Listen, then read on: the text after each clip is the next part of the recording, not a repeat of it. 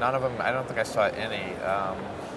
Maybe they weren't opened, or Alterac Valley or Eye of the Storm. You opened in Alterac Valley, but obviously like first picking the quest in that position is probably not correct. Yeah. So in your first pack you opened up a pretty strong pack with a fair number of class cards and some strong allies, and you seemed really, at the last second, really torn between Zemo and Tinkerburn Fizzle. They were kind of mediocre. They weren't first picks, but they were certainly playable. I mean, if I took it, I think it would make my deck if I stayed Horde. The Zemu and then the 2/3. Yeah, Zari. And the Burn Fizzle's nice, but I guess this is maybe one of the last big drafts in this format. Worlds might be this format too, but I usually try to stick to Horde. I really prefer it, so I went with the Horde at the last minute, even though taking the Burn Fizzle might have cut Alliance, and I don't know if there would have been Alliance signals going around, but I stuck with what I was comfortable with. It seemed in the next pack that was correct, because you got past a really Horde-heavy pack, which probably meant Isamu took an Alliance card with that logic in mind, and you took Rensarth over Zarizari and Sarn there. Rensarth's obviously like one of the stronger allies in the format, so the fact that got shipped made sense. I know pack 3 there was a monk and you took over a gang up, which that pick's not especially interesting, but I know you used to have a big preference for Rogue. You drafted Rogue a lot. I mean, I didn't have success with it, and that more or less wasn't maybe a choice that I wanted to make. I always opened Rogue rares, either Detect Traps, Black Amnesty, the Vengeful Bonecracker. So I kind of just had rares that were in that faction, but I never really liked my deck or the performance after drafting with that kind of deck. So if at all possible, yeah, I don't go Rogue. If I got a gang up late, I would certainly take it, but Munkin's, I mean, one of the best allies you can ask for. Yeah. And then we picked up Noctil the Savage over Hellfire Citadel in pack 4, which also seemed like a really close pick.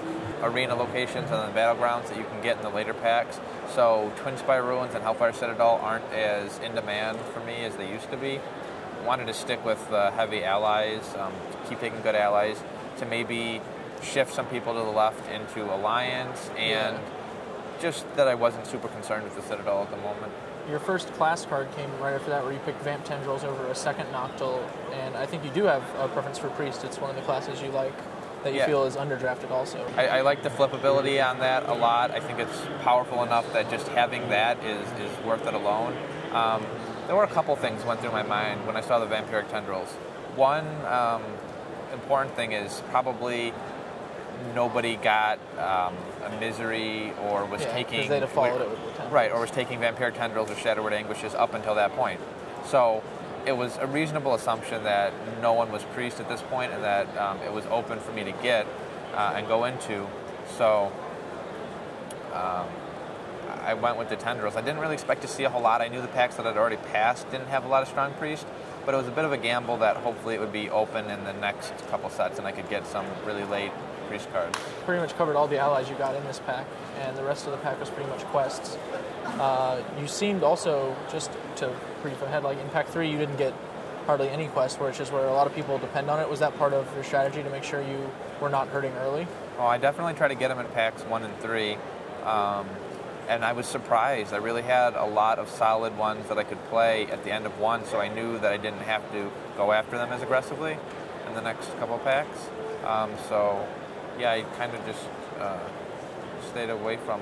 I didn't really have any picks that were obvious quests in the later packs, and I knew that I didn't need them. Towards the end, we ended up just cutting a few cards like Electrified Dagger and Natural Disaster. The Horde dried up a little sooner than I think you might have liked, so do you think you're on the wrong side of the split at the table? It usually happens where sometimes you won't see any really solid Horde cards, but the problem I always find is the Alliance allies that are still in the packs aren't particularly desirable. So even though I might see kind of a mediocre Horde and then 2 or 3 mediocre Alliances, I'm not too upset about it, because it's not that, I wish I could take those Alliance guys, I wish I was in a different faction. You opened pack 1 and you seemed to contemplate, at least you took note of, the Cowering Shout that was in the pack. The Circle of Blood was your first pick, which is obviously one of the strongest locations in the format. Were you looking at Warrior since you saw the late Menace? I was keeping my options open. 1 Vampiric Tendrils probably isn't enough to commit to Priest, but there's really not a whole lot of Warrior cards you can hope for. Yeah. The weapons and ability cards just don't really stand out to me, so I wasn't I was considering it, but I think the location obviously was the right way to go. Yeah. I mean, this would be more like maybe the cowering shout might table, but right. No, I wasn't really looking for it. It was an option. I pulled it to the front, but ultimately, I think from the beginning, I wanted to go with the circle. Pick 4, you picked Slash and Dash, which I thought it was surprising that it got shipped since you'd sent the double gang ups to the left. Were you thinking that maybe since those people didn't go rogue, you would want to go for it, or were you just cutting a card in a weak There wasn't any location or ally that stood out, and I didn't have a direction to stick with.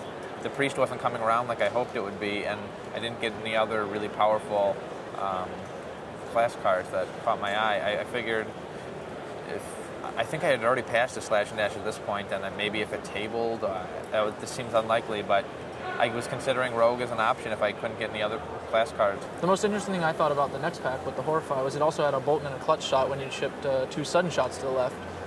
So, do you think that means the players on your left probably open other class cards early? It was still reasonably early, so it's possible they just saw cards they liked better. Maybe a big Horde ally would be better than a Bolton or the Clutch Shot. I think those are pretty solid cards to not Clutch take. Shot especially just seems like an amazing trick. To not take either of them. I got kind of back on track with the Priest there as I expected, like with the Priest was coming around, so that just kind of told me the early packs probably didn't have any Priest cards. You got ended up in this pack picking 2 Hex Doctor No Jins, and do you like that guy a lot in the format?